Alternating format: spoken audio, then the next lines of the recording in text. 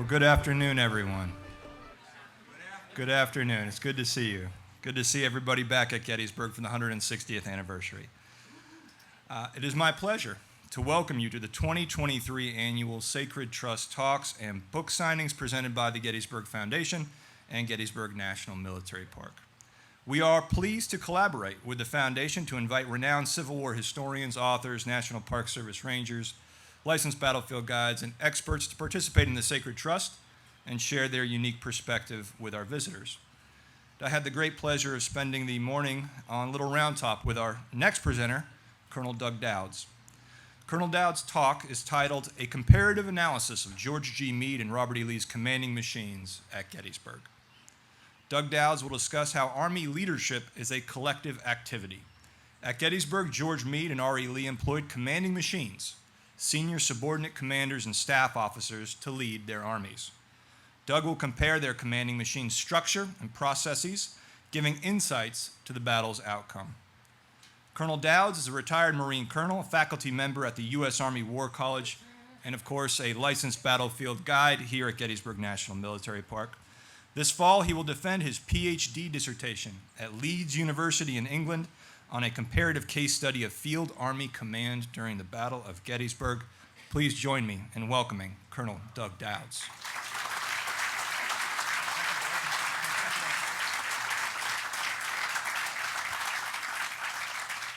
Good afternoon, gang. Hey, first of all, I will say it's always intimidating to sit here and look at a bunch of pros from Dover and fellow licensed battlefield guides, because I know if you have the opportunity to go to breakfast with any guide, 45 minutes after being at breakfast, you get up and walk away and go, I'm a complete moron. I don't know anything about the Battle of Gettysburg. So I know that you all know a pile about this, and this is good because I'd like you to ask a bunch of questions when this is all over, and even if you have to in the middle, you can go ahead and interrupt. So I'll just start with the premise of this idea. At 1 o'clock in the morning on July 3rd, 1863, what is Robert E. Lee doing? No, he's not sleeping. George Gordon Meade has just got done having a meeting with all his senior commanders and his staff officers. He met with his staff before then, and he had just finished up briefing the Day 3 plan with General Slocum and Alpheus Williams about the one place that the Union Army is going to take the initiative on July 3rd here at the Battle of Gettysburg. What's Robert E. Lee doing? He's talking to a guide about fords along the Rappahannock River because he's worried about how he's going to get his wounded back to Virginia. Only the problem is, as he's introduced to the guide at 1 o'clock in the morning on July 3rd, he goes, oh no, I only know the fords on the Rappahannock. The guy that you want to talk to, he actually knows the Potomac fords. Do you want to talk to him? And Lee goes, yeah, would you go get him? So at 1 o'clock in the morning, that guy leaves to go find somebody else who knows about Potomac fords. So Lee's going to be up at least another hour. This, to me, is the greatest juxtaposition of the two commanding machines during the Battle of Gettysburg. Meade and his commanding machine now have a common operational picture of what the battlefield looks like, a common idea what they want to do, what the enemy looks like, what the environment is, and what they have available to them. Lee, at 2 o'clock in the morning, doesn't have an intel service to provide him what the fords look like or engineers to do it. He doesn't have enough staff officers in his medical department, nor his quartermaster department is figuring out how to move his wounded. If you think about it, there for a moment, and if you read this Confederate account of meeting Lee, he says he is with his full facilities and his full energy as he considers this problem. He doesn't realize how tragic that is. Why is Robert E. Lee dealing with an absolute mundane activity of trying to move his wounded back to Virginia? That's a staff officer problem. Who's thinking about fighting the Army of the Potomac? Because if Robert E. Lee isn't, then who is? This is where I would start with this whole idea of commanding machines. Now, the problem is, we have a problem with how we study history, in part because, as historians, what we often refer to is the Battle of Gettysburg as Robert E. Lee against George Gordon Meade. And that's great. As historians, it's a very simple narrative. And leadership has an outsized impact on the outcome of battles and campaigns. Effectively, we know that they will make decisions. Those decisions will lead to the outcomes of these things. But because it is a tight narrative, it's rather simple because we ultimately know it's Robert E. Lee and the Army of Northern Virginia against George Gordon Meade and the Army of the Potomac. Now, the flip side of this, and oh, by the way, if you don't think that that is an easy narrative, I went on Amazon this morning. If you type in Robert E. Lee, 4,000 responses. That's a pretty easy, well, not easy. It is a narrative format that's popular. If you type in Meade, by the way, you get 194 references. So it's coming along, but it's not quite there yet. Now, the flip side of this is we also, certainly starting with John Keegan, and we do the face of battle or a Confederate and Pickett's charge, we do the bottom side. What's the soldier's view of the battle? Effectively saying, well, we know decisions are made up top, but what's it like to be down in the ranks? But ultimately, you and I know it's not that simple.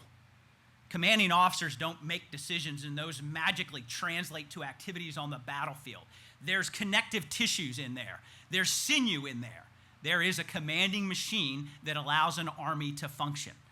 Now, a commanding machine is comprised of multiple things. It's comprised of a leader. Okay, we understand that. It's comprised of senior subordinates. Well, that makes sense. They are going to have to do some execution. And it's comprised of staff officers. We'll talk more about these in a moment. Now, ultimately, besides the specific task that a commander is given, we know George Gordon Meade is tasked to stay between Baltimore and keep the Army of the Potomac between Baltimore and Washington, defensive mission. Act as an army of operation, offensive mission. Okay, that's a task. But in their efforts to achieve victory in the general sense, all commanders do two things. The first of which is they manage information. How you bring in information, how it's analyzed and processed, how you make decisions. Then how those decisions are disseminated to the rest of your army is managing information. This is largely a commanding machine responsibility. Not everybody's in the business of managing information. You're not. Oh, by the way, it's one of the reasons we talk about information as the vital of all command commodities. The other thing we do is we distribute energy or deliver energy. Think about this in operational art terms. This is the movement of force across time and space. If you want to think about it, in the American Civil War, it's rather simple, or at least here at Gettysburg, it's rather simple. We deliver energy by manpower, men marching on the battlefield, horsepower, mule power, the things that drag artillery pieces and wagons. You could argue that steam power is involved with the railroads and certainly out in the Western theater with gunships and those kind of things, but not so much for Gettysburg. So it's manpower, mule power, and horsepower. And then the other thing is the chemical reaction of burning black powder that allows for the projection of both artillery rounds and individual rifle rounds. That's the delivery of energy. Everybody in an army is responsible for delivering energy. Everyone, all the way down to the lowest ranking private. Now, there becomes an interesting side to this, though. There's a macro level to this, and we'll talk about it briefly before we're done today. And that is, if you think about it on the national level, raw materials are taken to a factory. Those are made into some production asset, an artillery tube, a uniform, a rifled musket, a bayonet, a canteen. The government buys them, brings them to a distribution point, gets them out to the army, and then the commander distributes that energy, the energy of the nation. That is largely the bureau function in Washington, D.C. and in Richmond. Like I said, we'll come back to that here in a moment. Now, if we want to evaluate how well an army commander, a commanding machine is doing, I would argue they're really having to do this across three time dimensions. They're all learning from the past. This makes sense, as being a member of the profession of arms means you need to be a lifelong learner to have a 6,000-year mind. You could learn lessons from Napoleon or Alexander the Great that had enduring lessons for all time. Anytime you have leadership and a human element, that's an enduring lesson. You can learn that. But probably more powerful are the lessons that we learned experientially. And those are not just at the individual level, those are at the institutional level. We have to learn from the past. The other thing all commanding machines have to do is anticipate. This is really trying to plan, to lean ahead, to project what the enemy might do, and oh, by the way, how that enemy might react to what we are doing. Anticipation is fraught with peril, partly because we always get it wrong. And so that leads you to this last element, and that is all commanding machines and all armies must adapt. You have to adapt to reality on the field. Here's the rub, though, gang. The differential between how wrong you anticipate and how much you adapt, that tells you how much you adapt. If you anticipate incredibly poorly, you got to adapt a whole lot more. If you kind of get it right, you don't have to adapt that much at all. Now, this has a lot of implications. It's akin to responsiveness, and it ties not only into the capability, what an army can do, the capacity, their overall ability to do that, and then finally there is this idea of culture, which allows you to go ahead and respond. Now, there's a reason that this hasn't been studied. First of all, staff work is boring. I always say, when I served active duty on the Marine Corps, every year I would say the Marine Corps gets to make 10 recruiting posters. Every year, number 12 is a Marine sitting in front of a computer. Because that's not why anybody joins the Marine Corps, right? Staff work is boring. If you think about it, what does that translate to into our study of the American Civil War? I went back and looked at 30 years worth of titles of Civil War times, 2,500 articles. Not one is about staff work. It is one of the least studied aspects of the American Civil War, and yet we know it is inherently important to how armies fight. So, what we have in the American Civil War, though, is, at least here in Gettysburg, if we think about it, both the Army of Northern Virginia and the Army of the Potomac come from one seed. They come from the United States Army. They bring structures with them, they bring traditions with them, they bring processes with them. And effectively what that means is, when the war starts, the armies look the same. But the longer the war goes on, personalities, victory, culture of the organizations start to shape how those armies divide. And so from one seed, you get two large branches that are starting to be different. And I would argue that difference is becoming more and more apparent as the war goes on. Now, armies could look to the past. Let's face it, the lessons of Napoleon are still incredibly valuable.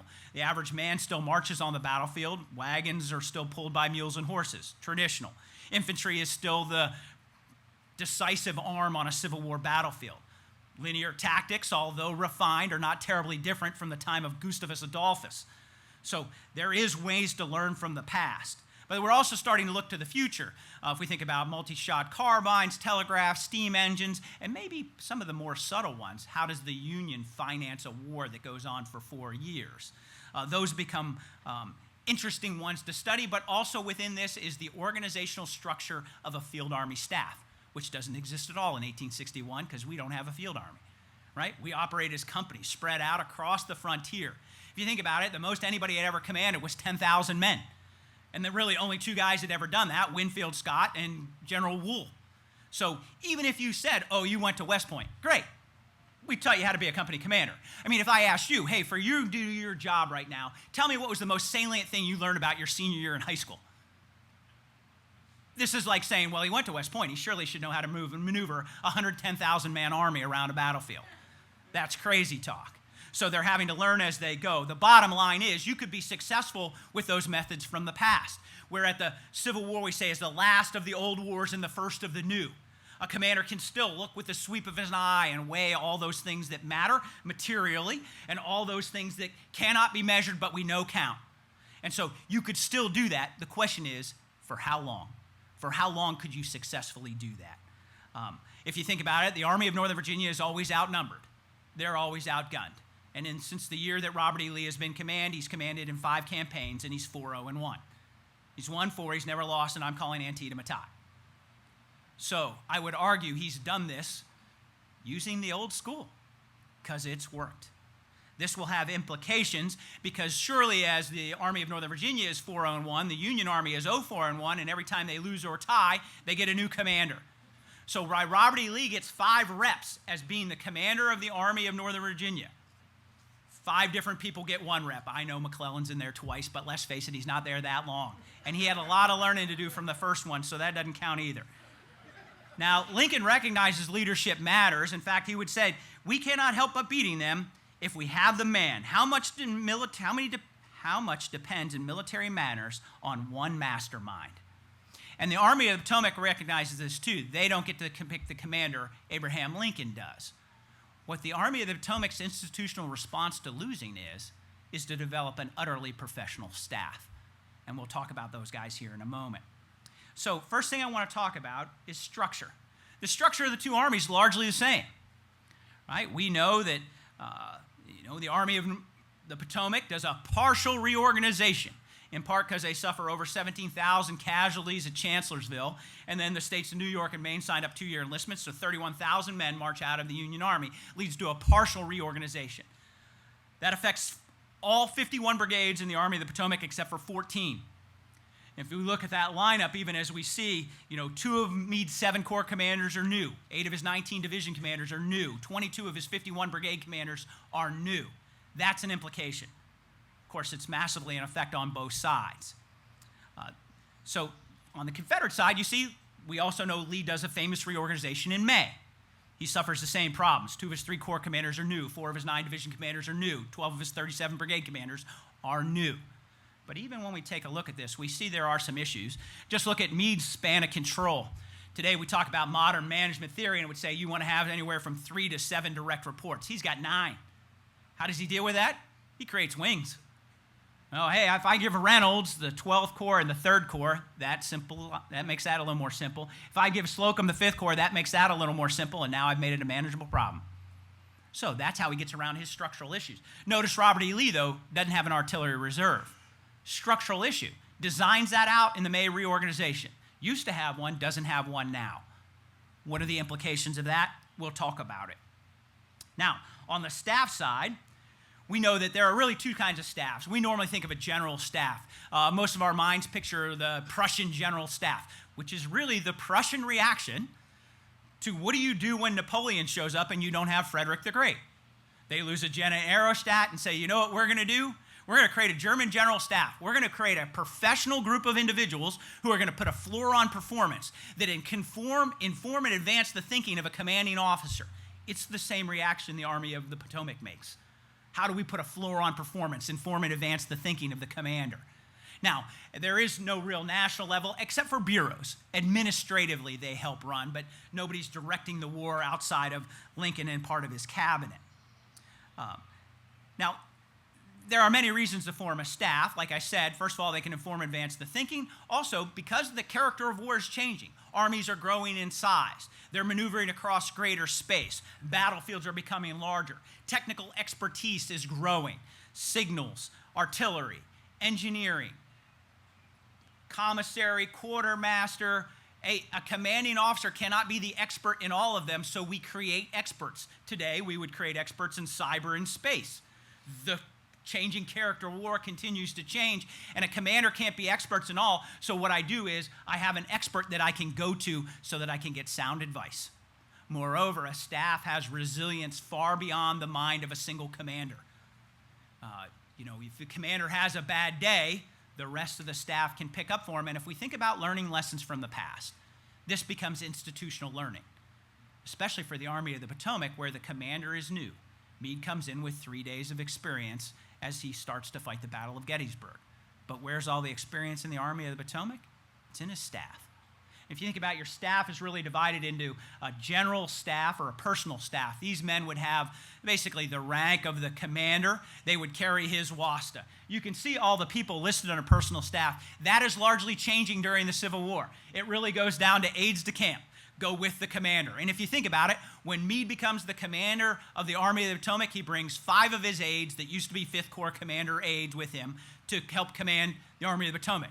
And he inherits 7 aides used to operating at the Army level. So that means he doesn't bring his trusted chief of staff from the 5th Corps. You know what he does? He leaves him back in the 5th Corps because George Sykes is going to need him. So it's now how do we hand over those institutional lessons?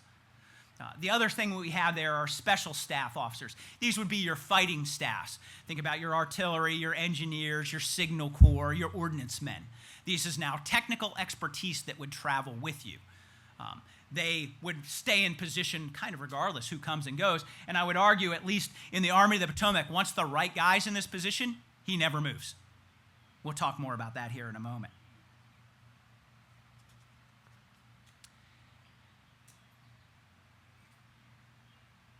Now, arguably, it's at this level that we have the greatest difference between the 2 staffs. I've talked about what kind of the Army of the Potomac's response is. And I love this picture, by the way. So this is Meade and his staff outside of Cold Harbor in 1864. That would mean that's what the Army of the Potomac staff looks like amid a campaign. Look who's there on a random day that the photographer took the picture. It's pretty awesome.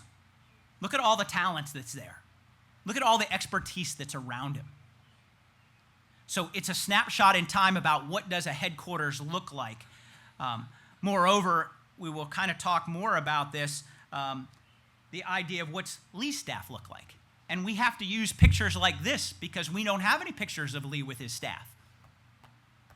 Right? When Lee inherits the Army of Northern Virginia, every staff officer quits except for one. He puts together 6 main personal staff officers, and they stay with him all the time. The rest of his bureau officers are with him, and most of them he brings on the day that he starts his command. People would say, Maxwell Sorrell will say, that he has an efficient but a small staff. But if we think about this for a moment, it's hard to read the slide a little bit, but what doesn't he have? Well, just in structure, we talked about no artillery reserve. He doesn't have a standing provost marshal. Provost marshal is not a staff function in the Army of Northern Virginia. It's an ad hoc assignment. We know Lewis Armistead's brigade has it during the Antietam campaign to deal with stragglers and our conscientious stragglers. Here it's a guy named Major B.D. Bridgeford, 1st Virginia Battalion. He used to be Stonewall Jackson's provost marshal. Now he's made on the 4th of June, the day after the campaign starts, he's made the provost marshal for the Army of Northern Virginia. We can talk more about what that might mean coming down the road. If there's no provost marshal, then there's no Bureau of Military Information, right? A rather new creation in the Army of the Potomac that allows, under Joe Hooker, starts it with the idea of, well, Union cavalry hadn't been nearly as good as Confederate cavalry. I need another source of intelligence. And so what he does is create this other structure that sits in the provost marshal, not with the cavalry, our principal method of gathering intelligence. And now they're going to use spies and telegraphs. They're going to interrogate prisoners. They become an all-source intelligence collection. Oh, by the way, now for the first time, an Army commander is not only stops being, well, he's still his own operations officer, but he doesn't have to be his own intelligence officer too. Just taking raw data and trying to assimilate it, now it gets assimilated for him. Robert E. Lee doesn't have that. So this will have implications when we talk about how the campaign unfolds in light of his principal intelligence gathering asset. Jeb Stuart and his cavalry aren't here for the first 2 days of the Battle of Gettysburg, and he has no structure to fall back upon. The last thing is a signal corps. Lee has one, but he doesn't bring the majority of it with him. Meade has one, and he will use it. And if you think about signal corps' really responsibilities, twofold: communications and intelligence. So we'll come back to what that means here in a moment. But the other thing I would just bring up is, let's just take these staff officers and compare them man to man. Of Lee's staff, of the principal people that he has that he's with all the time, only 2 of them had pre-war experience. I mean, if you go through, Seth Williams, Adjutant General of the Army of the Potomac, he becomes an adjutant in 1850. Walter Taylor becomes an Adjutant General in 1861. Henry Clark, Commissary General of the Army of the Potomac, becomes a commissariat in 1857. Robert Cole becomes one in 1861. Rufus Ingalls becomes a quartermaster in 1848. Lieutenant James Corley becomes one in 1850, probably the only place where there's parity. Marcina Patrick, the quartermaster, becomes one in 1862. I talked about Major Bridford became one on the 4th of June. Henry Hunt becomes an artillerist in 1839. William Pendleton spent 3 years in the Army and then got out. So he's back in the artillery game back in 1861. If you look man for man, almost every staff officer in the Army of the Potomac is a better staff officer. Look, they haven't operated at this scale before, but they had reps built long ago. Moreover, they have relationships that they can bank on, and they have workarounds about how do I work with the Bureau back in Washington, D.C. that does not exist on the Confederate side. So when we think about this, if I compare, let's talk structure. If you look at, hey, those subordinate commanders, if I talk about how many campaigns they have, if you look at a comparison of how much experience the average corps commander in the Army of the Potomac has, it's 0.875 campaigns. Less than 1. You have 2 for Slocum and Reynolds, 0 for Sykes and Hancock. On the Confederate side, you see 2 campaigns. You go, oh man, they got a big advantage. Terribly skewed though, right? Jeb Stuart has 4 campaigns. Longstreet has 4 campaigns as a corps commander. A.P. Hill and Ewell have 0. So it's a tough one to get your arms around, but the idea of how much experience do we have to work the problem on behalf of the boss, to be an active member of this commanding machine. So, but then you look at the staffs, and this becomes interesting. That, and when I say that is where the institutional learning of the Army exists, look how much experience they have. This is how long those guys have been around. And if you think about it, you know, it goes from Seth Williams and Henry Clark have 4 campaigns down to Gouverneur K. Warren has 1 campaign basically as the chief engineer. If you think of Lafayette Guild, the medical director of the Army of Northern Virginia, as well as Robert Corley, the quartermaster, and Cole, the commissary, they have 5. And of course, Bridgeford, he has 0. So the institutional knowledge of the Army resides in those. Now, in both cases, they are connected to bureaus back in their capital. Remember, bringing national energy down to the Army. There's differences here, too, which is why I put Montgomery, Meigs, and Lewis Northrop, the commissariat or the quartermaster of the Confederacy. Because there's also differences here.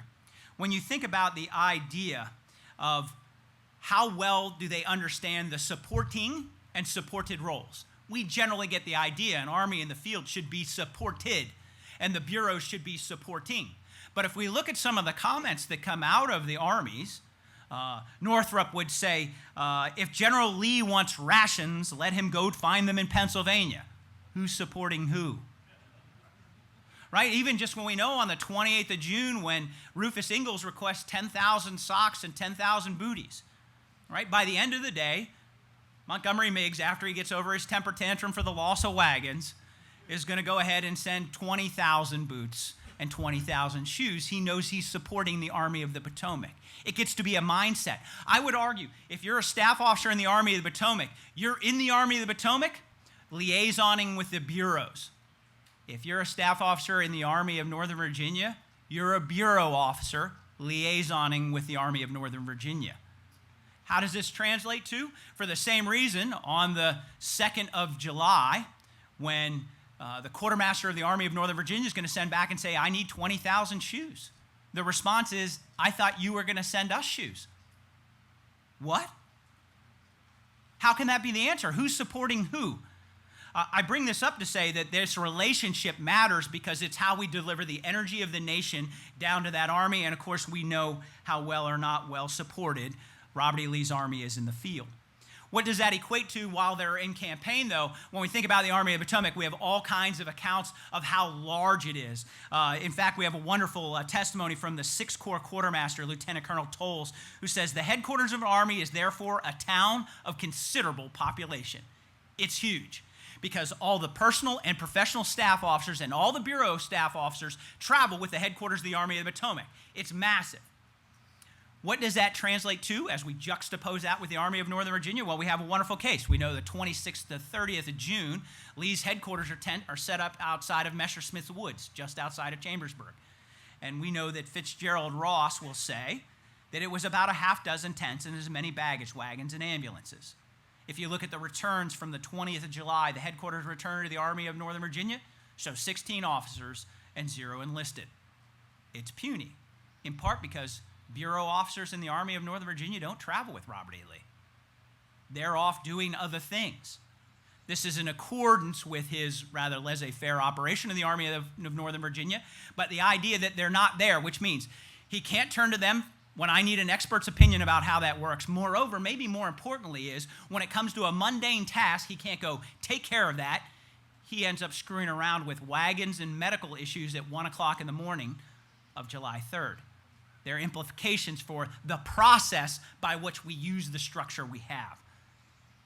Now, if we walk through this, and granted, I will going to just launch through this very quickly, mostly because what I want to give at by degree is the cumulative impact of the marginal gains that the Army of the Potomac achieves by having a professional staff. So let's just look at the 28th to the 30th. Think about it. When Meade gets command, he doesn't get to change hardly anything, right? He tries to change his chief of staff, doesn't. We'll throw that out. What he does, one of the things we know at this point is Union cavalry had been nearly as effective as Confederate cavalry. Meade knows this, so you know what he does? He makes Alfred Pleasanton, normally we think of him as a corps commander, a commander. He goes, you're now going to set up your tents right near mine. He makes him a staff officer. What does that do? Now Meade gets direct reports from very capable cavalry division commanders. David McMurtry Gregg, John Buford are now feeding reports in that Meade gets to see immediately. And now, oh, by the way, he's got a guy to work Cav issues because Cav is the only branch that George Gordon Meade hadn't served in. Right? He starts the war. He graduates West Point as an artillerist, gets out, gets back in the Army. He's an engineer. He's a staff officer for both Scott and Taylor during the Mexican War. He's been an infantry commander from Brigade Division, Corps, and Grand Division. So he's been in every branch except the Cav, so now he's got expertise there. The other thing he's going to do is we know that according to general orders, both cavalry and artillery staff officers are administrative roles. They're only supposed to take command upon the decision of the commander, so it's up to Meade. And in his assignments to Henry Hunt, he never states it explicitly, but Hunt understands that he has become operationalized. He's now a commander, not just a staff officer. What does this equate to? The best branch in the Army of the Potomac, the artillery, has now been super empowered to reinforce every corps across his army. Subtle change on the day Meade takes over will make all the difference. If we think about it too, what does this mean as they start to move north? We know that Seth Williams will put out multiple circulars berating Dan Sickles for not moving his trains along, right? Reinforcing a standard that helps deliver energy, because Meade knows the Army of the Potomac needs to move at speed because he's facing an adversary who moves incredibly quickly. Marcina Patrick has to go down and clean up Frederick, right? Bring up stragglers, because every bit of combat power matters, and if we're delivering energy, then that's a job he should do. And oh, by the way, he's familiar with it. If we think about it, Warren and Henry Hunt out there doing Pipe Creek, but we know that's just one branch plan. Anticipation. If we run into Robert E. Lee, we have this line that we can fall back to. They also look at ones, think about Humphreys going over to look at the line over at Emmitsburg, or even Reynolds looking at the line on the other side of Marsh Creek. Blant plans, anticipation about how this might all unfold. Meade is using his staff to give him options in the future. And of course, the BMI, Bureau of Military Information, will give Meade a really accurate count for what the Army of Northern Virginia has. This is done now with the massive overcounting of the Army of Northern Virginia.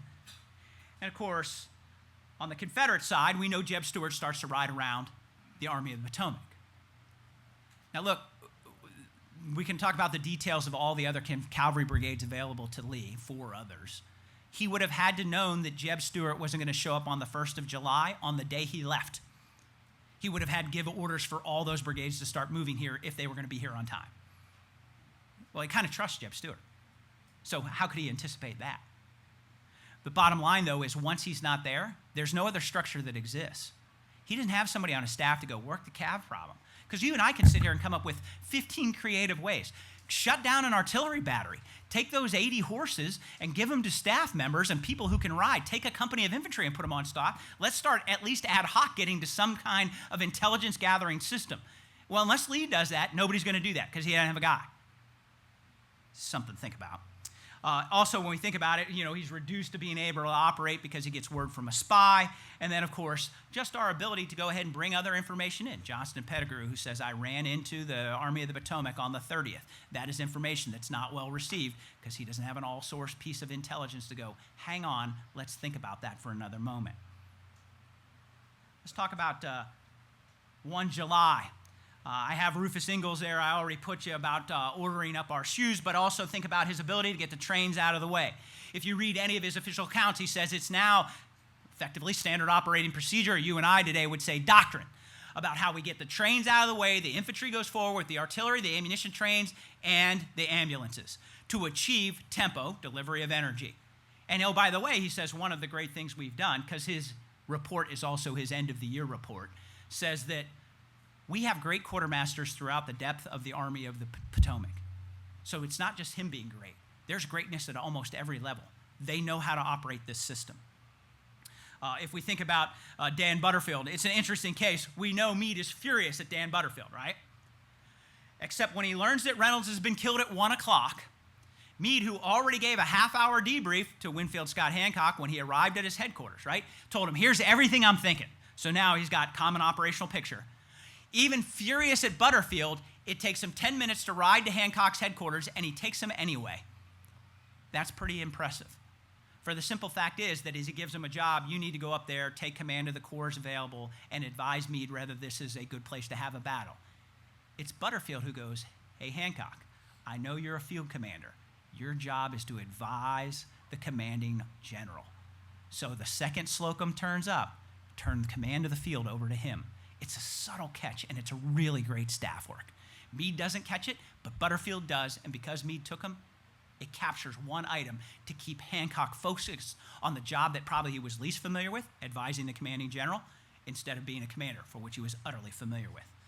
And then I finally, of course, I put up there William Payne, because once Meade arrives on the field, he's going to ride around with one of his engineers. And Henry Hunt, an artillerist, and Howard, another infantryman, to draw up a map of the field, because what I need to do is, if I'm going to manage information, other units are going to arrive on this field because we've had a meeting engagement. How do I share the common operational picture as fast as possible? It would sure be helpful if we had a map. And of course, that's what he does. July 2, of course, our stories start to bound now. We know that as the morning starts, we already get good at intel from the Bureau of Military Information about, we know that Ewell's men are over on our right. We know that things don't go all that well for the Army of the Potomac in the middle afternoon, with Dan Sickles taking an advanced position. But how does he solve the problem? You know, when Meade learns that Sickles has advanced in front of everybody, he makes 4 quick decisions. 2 involve senior subordinates. Winfield Scott Hancock, close the gap between Cemetery Ridge and the Cadore Barn. 5th Corps, come over and support. Oh, by the way, a reserve, learning from the past. Meade knows that he deals with the Gray Fox, who's going to show up on a flank unannounced. So what does Meade never have, or Meade never be without during this battle? He always has a reserve. Whether it's a weakened division from the 1st Corps after the first day's fight, the 5th Corps, the 6th Corps, there will always be a reserve, always. It's his hedge against the unknown. He's anticipating his need to adapt. The other 2 things he does is he's going to turn to his chief of artillery to bring some artillery reserve batteries out to support Sickles. And of course, we know he turns to Gouverneur K. Warren to go up to Little Round Top, tapping into the talent of his commanding machine. Of course, the day will end when he talks to Captain Tidball, who's actually an artillery commander, should be out with the artillery with the cav, but on that afternoon said, I had nothing important to do. And Meade ends up using him as an aide to go take, finally, the message to John Newton to bring the 1st Corps down to help close the gap in the Union center of the line. Of course, on the other side, Lee is left to do ad hoc intelligence gathering, with Samuel Johnston conducting the reconnaissance on the morning of July 2nd. Of course, who does Lee meet with on that day to get his story straight? Well, he'll meet with Longstreet, and he'll meet with A.P. Hill, and he'll meet with Ewell, but never all together. So how do new Corps commanders figure out how you work with the old boss? Sure would help if they could watch how the old Corps commander operates with the boss. And oh, by the way, they never share that common operational picture. So when we say what ultimately happens is this breakdown of, as Lee would assess, except for a proper concert of action, we would have been successful. That leads to the end of July 2, and I'm back to our story. We know that Meade meets with 12 of his officers here. Think about it. After they go through the question, should we stay or should we go? Should we attack or should we defend? If we stay, for how long? They all get their vote. Then we all know we're in a fishhook-shaped position. We know from the notes of that meeting that they have 58,000. We know ourselves. We know the environment. And then, of course, Colonel Sharp shows up and says, we can account for every element in Lee's army except for one division, George Pickett. Now we know the enemy. And then, of course, about midnight, Captain Dahlgren shows up and says, oh, by the way, the army in effigy is never coming to support Lee. What he has is what he has. Meade now knows about his enemy. Know yourself, know the enemy, know the environment. They have a complete common operational picture. And after a day that was so close, so many near-run things, who does Lee meet with on that night? Well, he says he talks to A.P. Hill, and about 2300 or 11 o'clock, he'll see Jeb Stuart for the 2nd time that day. But for an army that fails to achieve a proper concert of action, he never gets them in one room. How do they have that common picture? How do they know what they're going to do the next day? Look at how we are talking about, if you really want to juxtapose this now, last of the old wars, first of the new. An individual senior commander with the sweep of an eye can use his individual genius to achieve victory. You could argue Robert E. Lee is operating in this capacity. War as it's going to be. Meade, now part of a collective genius, tapping into the rest of his staff, trying to figure out the best course of action. Meanwhile, writing all kinds of circulars that go out of, hey, study the terrain. This aid will now be associated with your corps. Know all the drawings and how to get to the headquarters because I want to speed information flow so that I can speed delivery of energy. And then, of course, we talk about July 3rd. The day starts off with Dr. Letterman getting almost all the wounded within reach off the battlefield. Miraculous, considering Lee's talking about how he's going to deal with his wounded. And then, of course, we know the differences between the artillery placement when it comes to July 3rd. 10 o'clock in the morning, Henry Hunt will ride his lines. The other kid I circle is his one aide, Captain Bissell. You know that kid was worn out by the end of this thing, by the way. But rides down the entire line. Now every artillerist in the Union line has an idea of what's expected on July 3rd.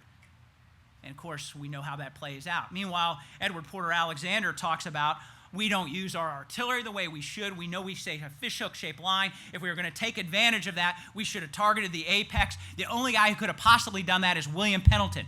But because we've restructured our army, or more appropriately, maybe because we know the personalities, one thing we have learned in the last year of war, William Pendleton is so incompetent of artillerists, we've scoped and scaled his responsibilities so that here at Gettysburg, he's responsible for 0 pieces of artillery.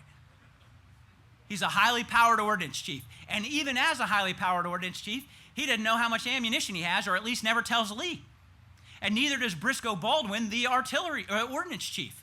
It's E.P. Alexander that talks about, hey, I refilled the wagons last night. We better think quite quickly about what we're going to do because this will be our only shot. You mean a battalion commander is the only guy who knows how much ammunition we have left? Meanwhile, Meade has checked in with Henry Hunt, whose ghost train has refilled the artillery wagons not once but twice, and when the battle's over, Union artillery could fight the whole battle all over again and fire another 32,000 rounds. This is the breakdown of staff work. Moreover, what does Lee actually know about himself? Who gets sent out there when we think about Pettigrew and Heath's division? If you read the comments about this, even guys who are, Douglas Southall Freeman calls Lee's neglect in ascertaining the condition of Heath's troops in this attack one of the worst of the many mistakes at Gettysburg. You could argue because of the lack of a commanding machine that functions well in crisis, the thing that Lee knows the least about going into July 3rd is his own army. It's only after talking to Longstreet as he rides up and he says, oh, sees many men in bandages. We appear to be missing many of our friends this morning. Only indication that he might not have what he thinks. I share all this to say that the armies at Gettysburg are incredibly closely aligned. We know for a fact that you think about, well, 93,000 for the Army of the Potomac, 75,000 for the Army of Northern Virginia. This is near the ratios as these two armies would have, except for the day that Lee took over. So by numbers, they're the same. They're both largely armed the same. They're both firing rifled muskets for the most part. We know the Union has some advantage in artillery, but not a massive one. We know morale is high on the Confederate side, right? We look forward to victories under Robert E. Lee like successive sunrises. And on the Union side, we go, Lee thinks they're much demoralized, but remember, now they march into Pennsylvania, and they're defending hearth and home. And Abraham Lincoln would say, and Meade will fight well on his own dunghill. I would argue morale is the same too. So now what you got to do, if you want to find differences between these armies, when the margins become so tight, what you have to do is start looking for all those other things. And I would argue the advantage exists in the sinew. It is in the commanding machine. At every one of those turns where it could have gone one way or another, it goes the Union way.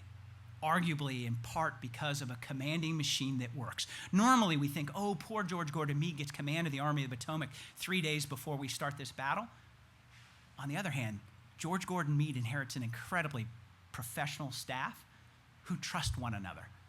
This is the end of the turmoil in the headquarters of the Army of the Potomac. Oh, there will be ones in the future, but not during the Gettysburg campaign. Now they trust one another. And just like we talk about with trust, speed goes up and cost goes down. And when we aggregate that, all those marginal gains across the board, in every one of these staff systems, the Army of the Potomac gains an advantage.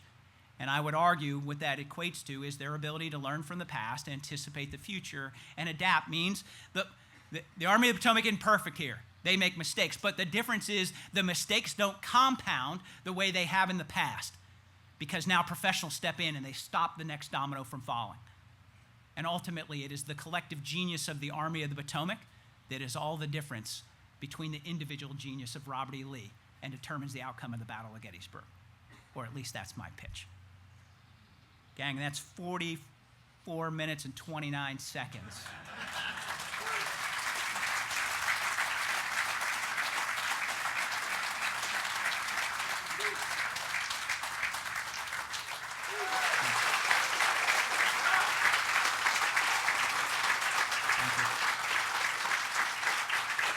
Well, if you have a ticket for the 7 p.m. talk with William Jack Davis, we'll see you then at 7 p.m. in the Museum and Visitor Center. Jack will be signing books near the theater inside the museum at 6 p.m. And please remember that proceeds from book purchases support the Gettysburg Foundation's mission of supporting the Park Service. We invite you all to join us back here tomorrow at 9:30 with Civil War historian and author Dr. Brian Steele Wills. And then finally, of course, please consider becoming a member of the Friends of Gettysburg. As a friend of Gettysburg, you support the Foundation's mission of preservation and education while enjoying a variety of benefits. You'll also be kept up to date on Gettysburg Foundation and National Park Service activities, volunteer opportunities, and special events. And you can visit the Friends Desk inside for more information. And of course, if you haven't seen the museum film Cyclorama or our new temporary exhibit, A Rough Course Life, we hope you purchase tickets to enjoy this special exhibit in the Gilder Lehrman Special Exhibits Gallery. And again, have a great July 1st. Thank you.